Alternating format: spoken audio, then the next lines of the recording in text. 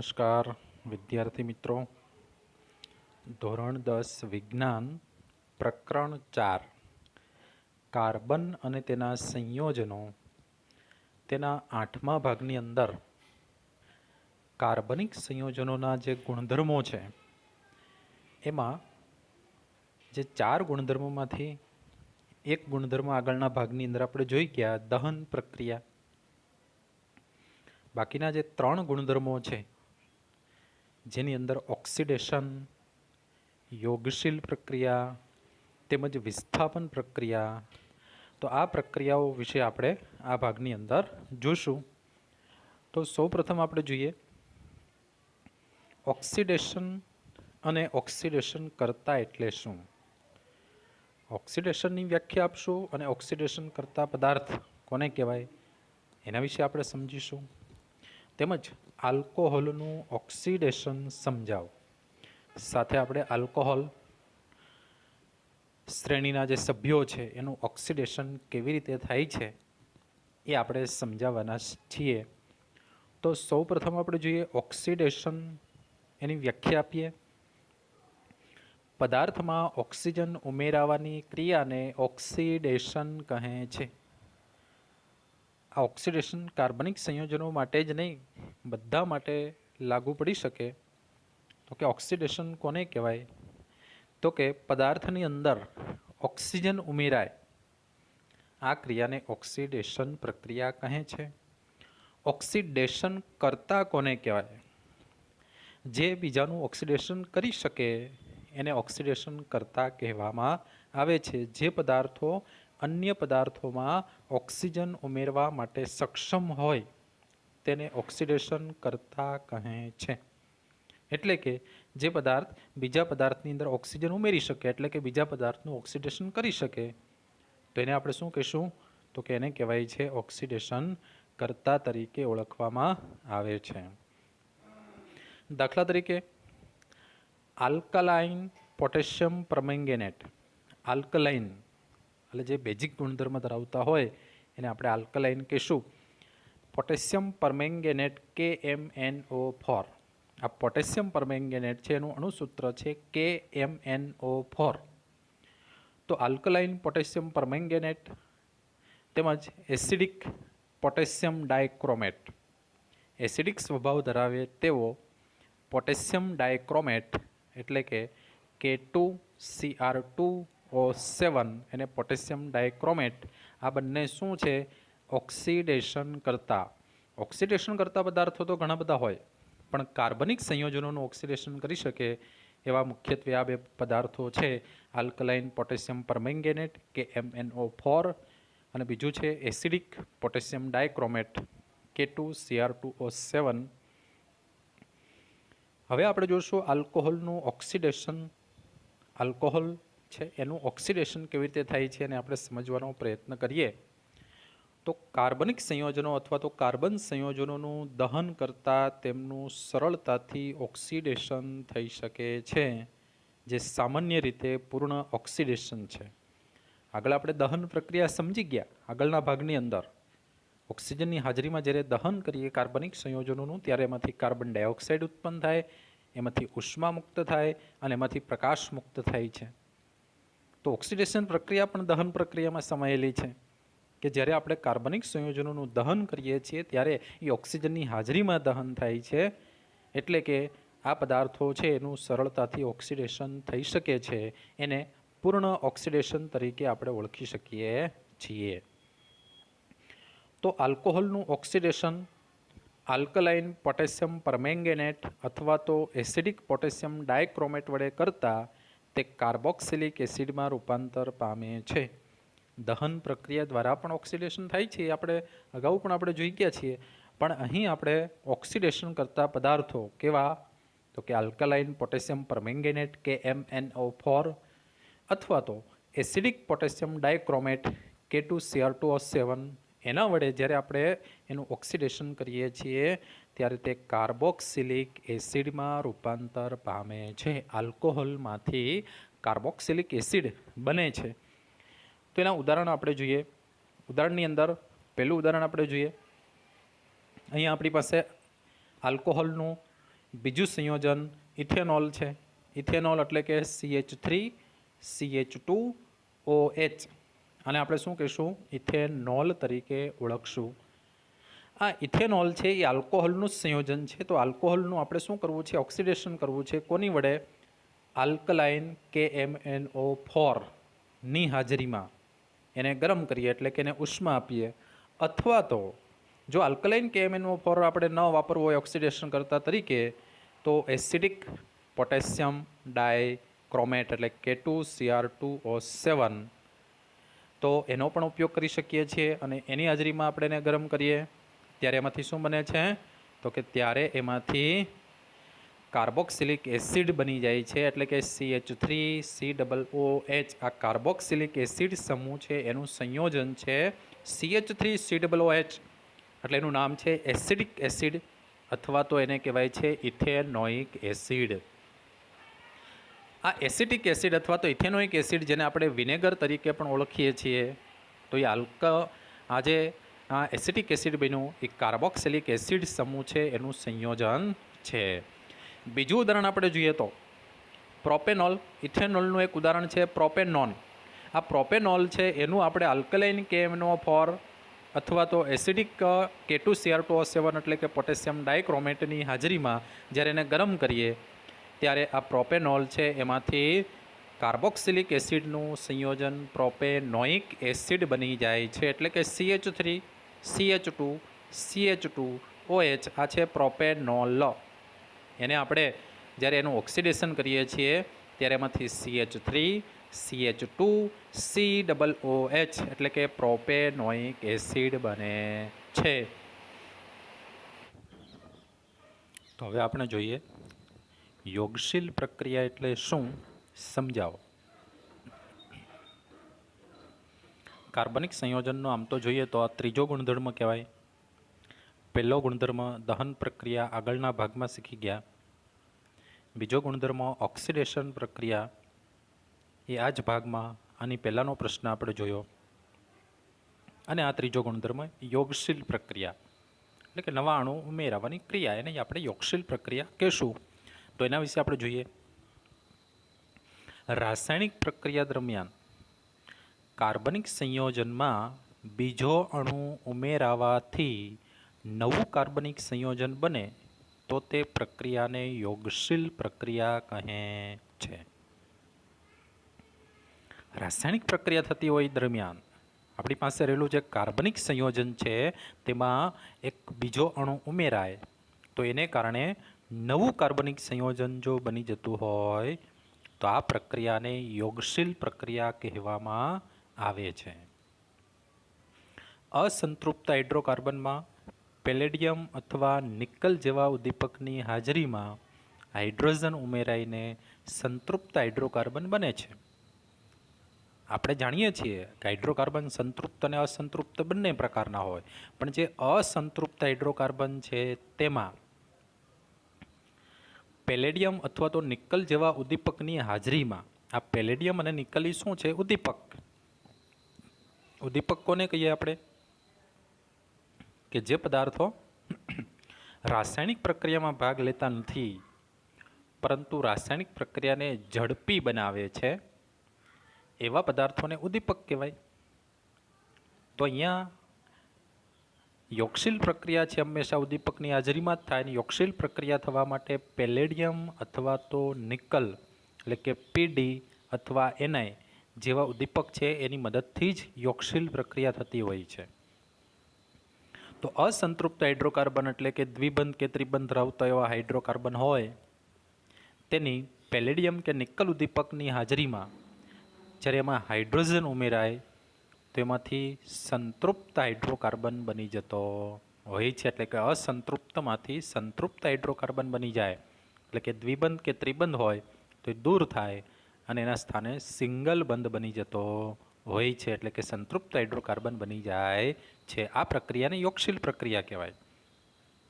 આ પ્રક્રિયાનો ઉપયોગ સામાન્ય રીતે વનસ્પતિ તેલના હાઇડ્રોજનેશનમાં થાય છે. આ યોગશીલ પ્રક્રિયા ક્યાં વપરાય છે?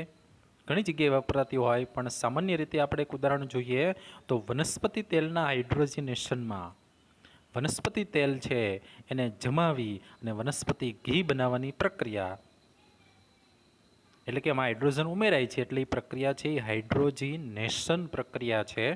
તો વનસ્પતિ તેલના હાઇડ્રોજીનેશનમાં આ પ્રક્રિયાનો ઉપયોગ થાય છે. વધારે આપણે સમજીએ પહેલાં એનું ઉદાહરણ આપણે જોઈએ તો કે અસંતૃપ્ત હાઇડ્રોકાર્બન આલ્કિન આપણને અહીંયા આપેલો છે. આલ્કિન શ્રેણીનો અસંતૃપ્ત હાઇડ્રોકાર્બન, કાર્બન કાર્બન વચ્ચે દ્વિબંધ છે અને જ્યાં આપણે હાઇડ્રોજન જોડીએ છીએ એના સ્થાને આર એટલે શું છે? આલ્કિલ શ્રેણી, એટલે કે ત્યાં CH2 વાળી શ્રેણી જોડાઈ શકે. આ અહીંયા પણ CH2 વાળી, અહીંયા પણ CH2 વાળી, અહીંયા પણ CH2 વાળી શ્રેણી જોડાઈ શકે. તો અહીંયા આપણે આવા પ્રકારનું જે સ્વરૂપ આપ્યું છે અસંતૃપ્ત હાઇડ્રોકાર્બન છે. ખબર કેમ પડે? કાર્બન કાર્બન વચ્ચે દ્વિબંધ છે. તો નિકલ ઉદ્દીપક અથવા તો પેલેડિયમ ઉદ્દીપકની હાજરીમાં જ્યારે એમાં હાઇડ્રોજન ઉમેરાય છે ત્યારે શું બનશે? કે હાઇડ્રોજન ઉમેરાય છે ત્યારે આ ડબલ બંધ છે એ તૂટી અને સિંગલ બંધ બને. તો સિંગલ બંધ બને એટલે કાર્બનના બે બંધ ખુલ્લા બને. એક કાર્બનનો અહીંયા, એક કાર્બનનો અહીંયા, બે બંધ ખુલ્લા બનશે. કેમ? તો કે કાર્બનની ચતુઃસંયોજકતા તો સંતોષાવી જોઈએ. અહીંયા ડબલ બંધ છે એટલે કાર્બનની આસપાસ 4 બંધ છે, પરંતુ સિંગલ બંધ થઈ જાય તો કાર્બનની આસપાસ 3 બંધ વધે એટલે એક બંધ બંને કાર્બનમાં ખુલ્લા બને અને ખુલ્લા બંધની સ્થાને H2 એટલે 2 હાઇડ્રોજન જોડાઈ જાય. તો આપણે જોઈ શકીએ આ જ સ્વરૂપ છે, પણ એમાં દ્વિબંધ છે, અહીંયા સિંગલ બંધ બન્યો એટલે 2 ખુલ્લા બંધ બન્યા. એ ખુલ્લા બંધની સાથે હાઇડ્રોજન જોડાઈ ગયો. તો હવે કાર્બન કાર્બન વચ્ચે સિંગલ બંધ છે એટલે આને શું કહેશું? સંતૃપ્ત હાઇડ્રોકાર્બન કહેવામાં આવે છે. તો એ શ્રેણી આલ્કેન શ્રેણી છે, આપણે આગળ શીખી ગયા. તો એવું બીજું ઉદાહરણ આપણે જોઈએ જેમાં કાર્બન કાર્બનની વચ્ચે ટ્રિપલ બંધ છે એટલે કે ત્રિબંધ છે. આપણા અસંતૃપ્ત હાઇડ્રોકાર્બન કહેવાય. આ શ્રેણી કઈ? તો કે ત્રિબંધ હોય એટલે આલ્કાઇન શ્રેણી. અહીંયા આર મૂકેલા છે, અહીંયા આપણે હાઇડ્રોજન પણ જોડી દઈએ તો ઇથાઇન બની જાય. અહીંયા તો આખી શ્રેણી માટે બતાવ્યું છે. આરની જગ્યાએ CH2 વાળી શ્રેણી, આરની જગ્યાએ CH2 વાળી શ્રેણી જોડી શકીએ. તો આ જે છે આલ્કાઇન સમૂહનું કોઈ સભ્ય એનું જો નિકલ ઉદ્દીપકની હાજરીમાં અથવા તો પેલેડિયમ ઉદ્દીપકની હાજરીમાં જ્યારે એની યોગશીલ પ્રક્રિયા થાય એટલે કે હાઇડ્રોજન એમાં ઉમેરાય છે ત્યારે શું બને છે? આ ટ્રિપલ બંધ છે તૂટે અને ત્યાં સિંગલ બંધ રચાય. તો સિંગલ બંધ રચાય તો કાર્બનની આસપાસ જે 4 બંધ બનેલા છે એની જગ્યાએ સિંગલ બંધ બને તો કાર્બનની આસપાસ 2 બંધ જ ઉપયોગમાં આવ્યા. બીજા 2 બંધ ખુલ્લા મળે છે બેયમાં. તો જે ખુલ્લા મળ્યા એના સ્થાને હાઇડ્રોજન હાઇડ્રોજન હાઇડ્રોજન હાઇડ્રોજન જોડાઈ જાય એટલે 2H2 એટલે કે 4 હાઇડ્રોજન જોડાય છે. ત્યારે ફરી પાછો કેવો બની જાય? ઉપર જેવો બન્યો તેવો જ સંતૃપ્ત હાઇડ્રોકાર્બન એટલે કે આલ્કેન શ્રેણીનું સંયોજન બની જાય છે. તો આમ અસંતૃપ્ત હાઇડ્રોકાર્બન છે એનું નિકલ અથવા તો પેલેડિયમ ઉદ્દીપકની હાજરીમાં જ્યારે યોગશીલ પ્રક્રિયા થાય, હાઇડ્રોજન સાથેની પ્રક્રિયા થાય ત્યારે એમાંથી સંતૃપ્ત હાઇડ્રોકાર્બન બનતો હોય છે. આ પ્રક્રિયાનો ઉપયોગ ક્યાં થાય? તો કે વનસ્પતિ તેલના હાઇડ્રોજીનેશનમાં થાય છે. આ વનસ્પતિ તેલ લાંબી અસંતૃપ્ત કાર્બન શૃંખલા ધરાવે છે, જ્યારે પ્રાણીજ ચરબી સંતૃપ્ત કાર્બન શૃંખલા ધરાવે છે. વનસ્પતિ તેલ છે એમાં પણ કાર્બનિક સંયોજનો હોય અને એ અસંતૃપ્ત કાર્બનિક સંયોજન હોય, લાંબી શૃંખલા ધરાવતા હોય અત્યારે. અને પ્રાણીજ ચરબી કે પ્રાણી, આ વનસ્પતિ તેલ એટલે વનસ્પતિની ચરબી છે. પ્રાણીજ તેલ એટલે કે પ્રાણીજ ચરબી, એની અંદર પણ હાઇડ્રોકાર્બન હોય, પણ એ કેવા હાઇડ્રોકાર્બન હોય? સંતૃપ્ત હાઇડ્રોકાર્બન શૃંખલા ધરાવે છે. તેથી વનસ્પતિ તેલ સ્વાસ્થ્યવર્ધક હોય છે.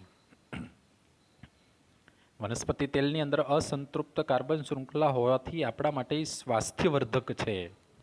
પ્રાણીઓનું તેલ છે એના કરતાં વનસ્પતિનું તેલ આપણા માટે સ્વાસ્થ્યવર્ધક એટલે આપણે સ્વાસ્થ્યને ઉપયોગી છે એવા પ્રકારનું છે, નુકસાન પહોંચાડે નહીં. સામાન્ય રીતે પ્રાણીજ ચરબીમાં સંતૃપ્ત ફેટી એસિડ હોય છે જે સ્વાસ્થ્ય માટે નુકસાનકારક છે. પ્રાણીઓની ચરબી સામાન્ય રીતે આપણે જોઈએ તો કેટલાક પ્રાણીઓ છે, દાખલા તરીકે ઘેંટા જેવા પ્રાણી હોય તો એનો જે ઉપરનું ઊન છે, ઊનની નીચે જેની ચામડી છે, ચામડીની નીચેના ભાગમાં ચામડીનું ઉપરનું સ્તર દૂર કરીએ તો ત્યાં ફેટી એસિડના સ્તર હોય એટલે કે ચરબીના સ્તર હોય. ઘેટામાં જ નહીં, બધા પ્રાણીમાં, મોટે ભાગે બધા પ્રાણીઓની અંદર આવા ચરબીના સ્તર હોય છે. તો એ પ્રાણીજ ચરબી અને વનસ્પતિ તેલ આમ બંને કાર્બનિક સંયોજનો જ છે, પણ આ પ્રાણીજ ચરબીમાં જે કાર્બનિક સંયોજનો છે એ સંતૃપ્ત ફેટી એસિડ હોય, અને સંતૃપ્ત ફેટી એસિડ આપણા શરીર માટે નુકસાનકારક છે, એટલે સ્વાસ્થ્ય માટે નુકસાનકારક છે. જેને કારણે આપણે એમ કહી શકીએ કે વનસ્પતિ તેલનો ઉપયોગ કરવો જોઈએ, પ્રાણીની ચરબીમાંથી તૈયાર થયેલા તેલનો ઉપયોગ કરવો જોઈએ નહીં. ખોરાક રાંધવા માટે અસંતૃપ્ત ફેટી એસિડ ધરાવતા તેલ પસંદ કરવા જોઈએ, કારણ એ આપણા માટે સ્વાસ્થ્યવર્ધક છે. અસંતૃપ્ત ફેટી એસિડ, જ્યારે પ્રાણીઓની અંદર ચરબી હોય છે એ સંતૃપ્ત ફેટી એસિડ હોય છે બંને ફેટી એસિડ જ, તેલની અંદર ફેટી એસિડ જ હોય છે, પણ વનસ્પતિમાંથી મળતું જે તેલ છે એમાં અસંતૃપ્ત ફેટી એસિડ ધરાવતું હોય એવું તેલ પસંદ કરવું જોઈએ, જે આપણા માટે સ્વાસ્થ્યવર્ધક છે એમ કહી શકાય છે. ત્યાર પછી આપણે આગળ જોઈએ તો ચોથો ગુણધર્મ જોઈએ કાર્બનિક સંયોજનના, અને ચોથો ગુણધર્મ છે વિસ્થાપન પ્રક્રિયા. તો આ વિસ્થાપન પ્રક્રિયા એટલે શું એને આપણે સમજાવશું.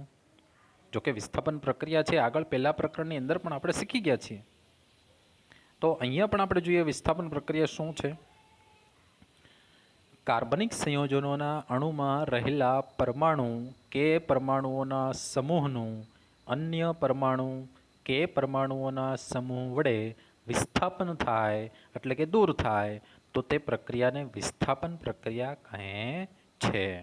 કોઈ પણ કાર્બનિક સંયોજન હોય એના અણુની અંદર રહેલા જે પરમાણુઓ છે કે પરમાણુઓનો સમૂહ છે એ કોઈ અન્ય પરમાણુ એટલે કે બીજા પરમાણુ કે પરમાણુના સમૂહ વડે કાર્બનિક સંયોજનનો જે પરમાણુ કે પરમાણુનો સમૂહ દૂર થતો હોય એટલે કે વિસ્થાપન થતું હોય અને એના સ્થાને આજે બીજા અણુ કે પરમાણુ જોડાઈ જતા હોય, તો આવી પ્રક્રિયા છે ને વિસ્થાપન પ્રક્રિયા કહેવામાં આવે છે. સંતૃપ્ત હાઇડ્રોકાર્બન અત્યંત બિન પ્રતિક્રિયાત્મક હોય છે, તેમજ મોટાભાગના પ્રક્રિયકોની હાજરીમાં નિષ્ક્રિય હોય છે.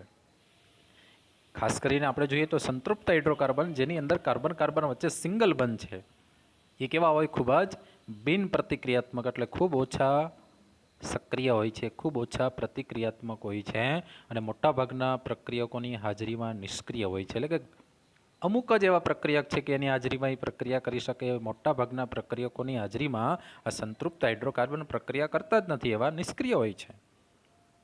તો આપણે જોઈએ કે સૂર્યપ્રકાશની હાજરીમાં હાઇડ્રોકાર્બન સંયોજનોના ક્લોરિનેશનમાં, એટલે કે સૂર્યપ્રકાશની હાજરીમાં પણ ક્લોરિનેશન પ્રક્રિયા થાય છે હાઇડ્રોકાર્બન સંયોજનની. તો સૂર્યપ્રકાશની હાજરીમાં હાઇડ્રોકાર્બન સંયોજનોના ક્લોરિનેશનની અંદર ક્લોરિન પરમાણુ એક પછી એક હાઇડ્રોજન પરમાણુનું વિસ્થાપન કરી અને શૃંખલામાં દાખલ થાય છે. હાઇડ્રોકાર્બન શૃંખલા હોય એને સૂર્યપ્રકાશની હાજરીમાં ક્લોરિન પરમાણુ વડે વિસ્થાપન થાય, એટલે કે આપણી પાસે રહેલો જે હાઇડ્રોકાર્બન સંયોજન છે એમાંથી એક હાઇડ્રોજન દૂર થાય, હાઇડ્રોજનને દૂર કરી નાખે એટલે વિસ્થાપન થયું હાઇડ્રોજનનું, એના સ્થાને ક્લોરિન ઉમેરાય. બીજો હાઇડ્રોજન દૂર થાય એના સ્થાને ક્લોરિન ઉમેરાય. આમ એક પછી એક હાઇડ્રોજન પરમાણુ દૂર થતો જાય અને એની શૃંખલાની સાથે આ ક્લોરિન છે એ દાખલ થતો જતો હોય છે. તો આ પ્રકારની પ્રક્રિયા છે ને આપણે શું કહીશું, વિસ્થાપન પ્રક્રિયા કહેવામાં આવે છે, કારણ હાઇડ્રોજનનું વિસ્થાપન કર્યું. આપણો જે મૂળ કાર્બનિક સંયોજન હતો એમાં હાઇડ્રોજન હતો, આ ક્લોરિન પરમાણુ આવી અને હાઇડ્રોજનને વિસ્થાપિત કરી નાખે, એટલે કે દૂર કરી નાખે છે, અને એના સ્થાને એ ક્લોરિન જોડાઈ જાય છે. તો આવી પ્રક્રિયા છે ને આપણે વિસ્થાપન પ્રક્રિયા કહીશું. સમીકરણ આપણે જોઈએ, મિથેન, આ શું છે, કાર્બનિક સંયોજન છે મિથેન, CH4, એની ક્લોરિન સાથેની પ્રક્રિયા એટલે કે Cl2. સૂર્યપ્રકાશની હાજરીમાં ક્લોરિન છે એ શું કરે છે, તો કે મિથેનમાંથી કોઈ એક હાઇડ્રોજનને દૂર કરી, એક હાઇડ્રોજન દૂર થાય એટલે ઓટોમેટિકલી શું બને છે, તો કે એક હાઇડ્રોજન દૂર થાય એટલે કાર્બનનો એક બંધ ખુલ્લો બને, અને કાર્બનનો એક ખુલ્લો બંધ બન્યો એની સાથે ક્લોરિન જોડાઈ જાય તો શું બન્યું, CH3Cl, એટલે આને શું આપણે કહીશું, ક્લોરોમિથેન કહેવામાં આવે છે. તો હવે સાથે શું બન્યું, એક હાઇડ્રોજન દૂર થયો અને એક ક્લોરિન, આ ભેગા મળીને HCl એટલે કે હાઇડ્રોક્લોરિક એસિડ બનાવે છે. તો આ રીતે સૂર્યપ્રકાશની હાજરીની અંદર મિથેન છે એટલે કે હાઇડ્રોકાર્બન સંયોજન છે એનું ક્લોરિન વડે જ્યારે વિસ્થાપન થાય છે એમાંથી ક્લોરોમિથેન બને છે અને સાથે હાઇડ્રોક્લોરિક એસિડ એમાંથી બનતો હોય છે. આ પ્રક્રિયાની અંદર એટલે કે આ વિસ્થાપન પ્રક્રિયાની અંદર ઊંચી સમાનધર્મી આલ્કેન સાથે અનેક નિપજોનું નિર્માણ થાય છે. તો તમે જોઈ શક્યા કે મિથેનમાંથી નવું કાર્બનિક સંયોજન ક્લોરોમિથેન બન્યું. તો આવી પ્રક્રિયાની અંદર ઊંચી સમાનધર્મી શ્રેણી ધરાવતા હોય, ઊંચી સમાનધર્મી આલ્કેન શ્રેણી હોય, એની સાથે અનેક પ્રકારની નિપજોનું નિર્માણ થાય છે. એટલે કે અનેક પ્રકારના આ યોગશીલ પ્રક્રિયા દ્વારા અનેક પ્રકારના નવા નવા કાર્બનિક સંયોજનો છે બનતા હોય છે. તો વિદ્યાર્થી મિત્રો, અહીંયા આપણે શું શીખ્યા? કાર્બનિક સંયોજનના જે 4 ગુણધર્મો છે એના વિશેની આપણે સંપૂર્ણ માહિતી મેળવી. હવે પછી આગળ હાઇડ્રોકાર્બન સંયોજનો છે એના જે ગુણધર્મો છે વધારે એની માહિતી છે એ આપણે આગળના પ્રશ્નોની અંદર આગળના ભાગમાં જોઈશું. આભાર.